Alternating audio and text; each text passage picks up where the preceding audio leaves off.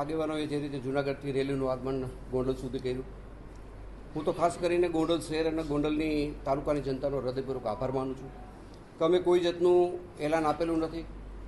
આમ છતાંય સ્વયંભૂ ગોંડલ શહેરે અને ગોંડલ તાલુકાએ જે રીતે બંધ પાડ્યું, જે રીતે અમને સમર્થન કર્યું અને શાંતિપૂર્ણ ગામ બંધ રહ્યું, એના માટે હું ગોંડલની જનતાનો, ગોંડલ તાલુકાની જનતાનો હૃદયપૂર્વક આભાર માનું છું. વિશેષ આભાર હું દલિત સમાજનો માનું છું કે અહીંના તમામ દલિત સમાજના આગેવાનો સતત મારા સંપર્કમાં હતા.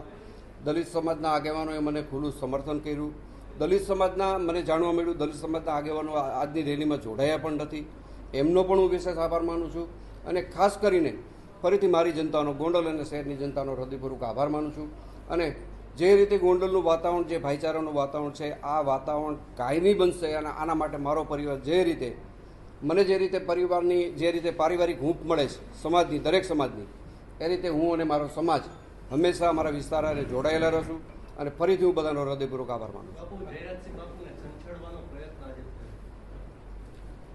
આ તો લોકો ભાઈ રેલી છે, સભા છે, સરઘસ છે, આની અંદર કોઈ આ રીતે બોલતું હોય, એનાથી એનું લેવલ અને મારું લેવલ, બેના લેવલમાં ઘણો બધો તફાવત પડે છે. એટલે આવા લોકોને મને લાગતું નથી કે મારે જવાબ દેવો જોઈએ.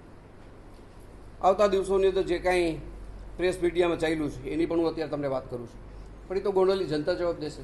મારે કે મારા ગણેશે એનો જવાબ નથી દેવાનો, તો ગોંડલની જનતા સમયમાં જવાબ આપશે.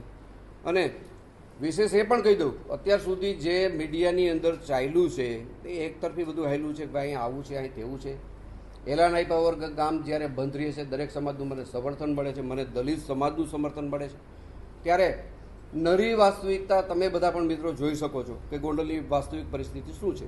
અને આવતા દિવસોની અંદર જનતા એનો સૂર વ્યક્ત કરવા માટે જનતા ભેગી થવાની છે, આમ સમાજ ભેગો થવાનો છે. અને એમાં ગોંડલની જે બદનામી થઈ છે એની ચર્ચા જનતા કરવાની છે. અને મને લાગે છે કે ગોંડલનું સર્ટિફિકેટ કોઈ અમદાવાદથી પ્રેસ મીડિયાના મિત્રો આપી દે, કોઈ ફલાણા ગામથી આપી દે, કે કોઈ મીડિયા ચેનલ આપી દે એટલે ગોંડલ બદનામ થઈ જાય છે, અથવા તો ગોંડલને સારું કહી દે તો સારું થઈ જાય, આવું હું કંઈ માનતો નથી. પણ અહીંની લોકલ જો વાત કરવામાં આવે તો ગોંડલની જનતા જ આનો જવાબ આપે મને વ્યાજબી લાગે છે. અને ગોંડલની જનતા 100% જે રીતે મીડિયાની અંદર અપ્રચાર થયો છે, ભ્રામક પ્રચાર થયો છે, એનો જવાબ મીડિયા સમક્ષ મારી જનતા આપશે. બાપુ, આખી આ જે ઘટના બની છે, તમારી દ્રષ્ટિએ આ ઘટનામાં શું હકીકત છે? તમે શું, કારણ કે ગણેશભાઈ તમારી સાથે સંપર્કમાં તો હશે, હવે બન્યું છે કે નથી બન્યું? અને ખાસ ન્યાય, મારી દ્રષ્ટિએ જે કાંઈ ઘટના ઘટી છે, આ ઘટના એક આકસ્મિક છે. અને આકસ્મિક ઘટના કેને કહી શકાય કે દાખલા તરીકે તમે અત્યારથી તમારું વ્હીકલ લઈને તમે તમારા ઘરે જાઓ છો અને તમારે કદાચ કોઈની હારે અથડાવવાનું થાય તો તમારો કોઈ ઈરાદો ખરો? આ ઘટનાને માત્ર ને માત્ર હું આકસ્મિક ગણાવું છું. કોઈ પૂર્વ હજુ આની અંદર કાવતરું નથી. જે જૂનાગઢનો દલિત પરિવાર છે એની યારે મારે પારિવારિક કોઈ વાંધો નથી, મારે પેઢી દર પેઢીનું કોઈ વેરઝેર નથી. આ લોકોને હું કોઈને ઓળખતો પણ નથી, ગણેશ પણ એને ઓળખતો નથી. મેં તમને કીધું એમ આ ઘટના માત્ર ને માત્ર આકસ્મિક ઘટેલી છે. બાપુ, આજે જાહેર મંચ ઉપરથી આપના નામજોગ, આપના પરિવારના નામજોગ એક ચેલેન્જ ફેંકવામાં આવે છે કે અમને ભારતીય જનતા પાર્ટી સાથે વાંધો નથી, કોઈ સમાજ સાથે વાંધો નથી, પરંતુ જયરાજસિંહ બાપુ અને પરિવાર સાથે અમને વાંધો છે. આવો વાંધો જો કોઈને મારી હારે હોય તો મને એમાં કાંઈ ફેર નથી પડતો.